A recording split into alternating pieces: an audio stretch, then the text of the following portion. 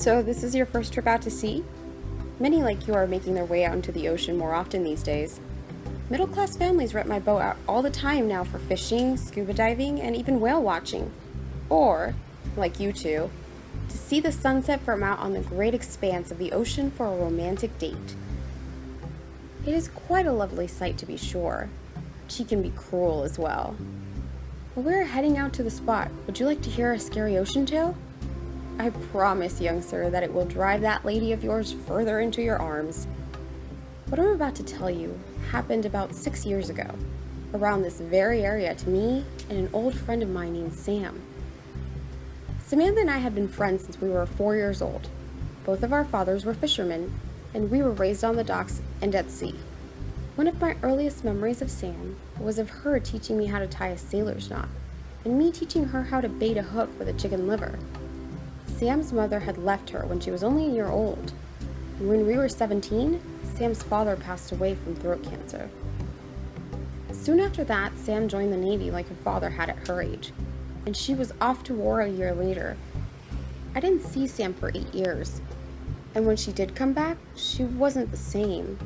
The doctors called it PTSD, but it's just what happens to you when you see more shit than your head can handle. One thing hadn't changed though. She was still my friend. So what if she had nightmares or the occasional hallucination? I always felt it made her less boring than most folks. She moved back into her father's old place and was nice enough to let me move in with her when my home got foreclosed on during the housing crisis. She pretty much stayed inside except for when we went fishing, but luckily we went fishing a lot.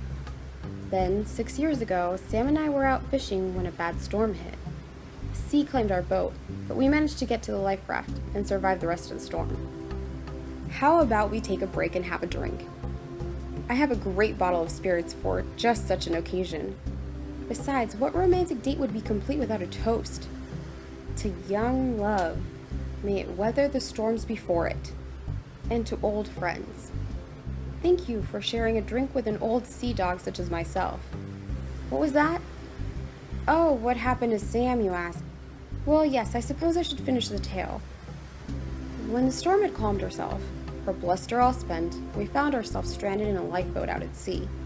We figured we'd be found relatively quickly, so we didn't panic. That is until the end of the second day. As the sun set on the second day, we were hungry, thirsty, sunburnt, and starting to panic. It was late that night that Sam first heard the song. She told me that she heard a tune being sung out on the water. I listened for a good long while, but finally had to confess that I heard no sound. At first she assumed that it was her mind playing tricks on her, but by the next night she accused me of being either a liar or hard of hearing.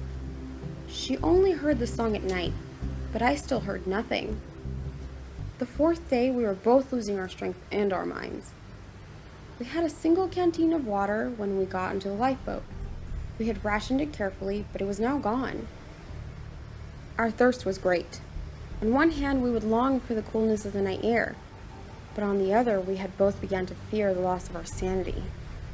That's why they call it lunacy, I think, because the light of Luna, the moon, makes it stronger.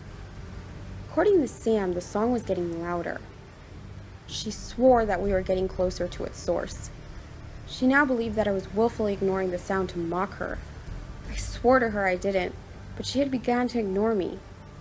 I tried to stay awake with her. I was worried about her, but my body gave out from lack of nourishment.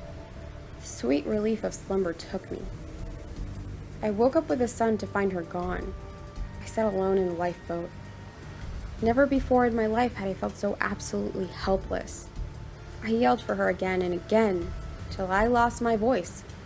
But there was no sign of her. She was simply gone. I loved her.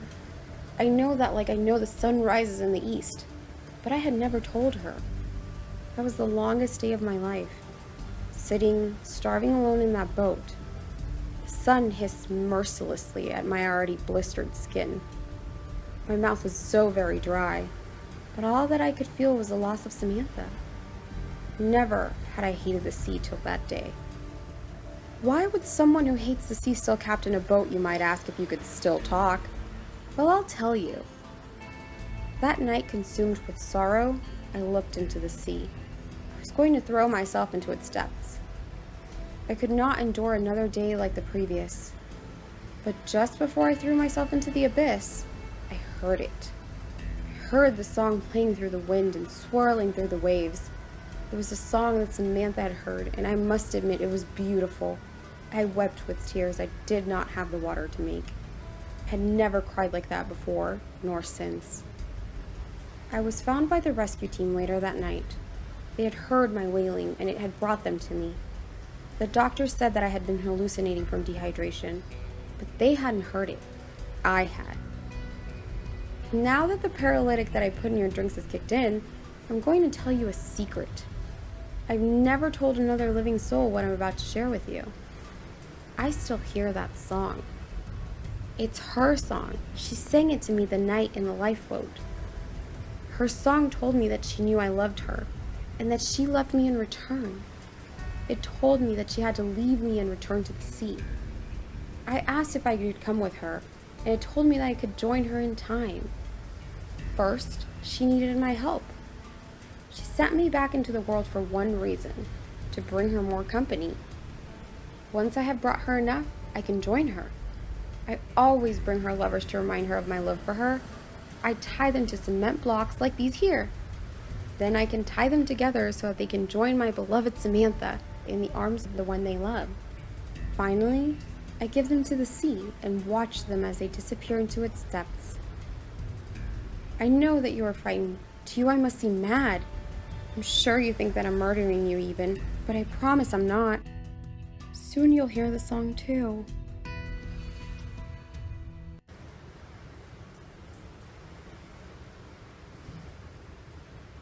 Hey guys, Margbot here. So thanks for listening. Hope you've been enjoying the latest stories. I've had a lot of fun with them, especially the one where I had to pretend to be drunk. So recently I got asked where I'm from, and I'm actually from California. And Miss Creeperoni was wondering what it sounds like when I say words like radical and gnarly, and also totally dude. And I actually do use dude, so I guess I fit the California stereotype a little bit.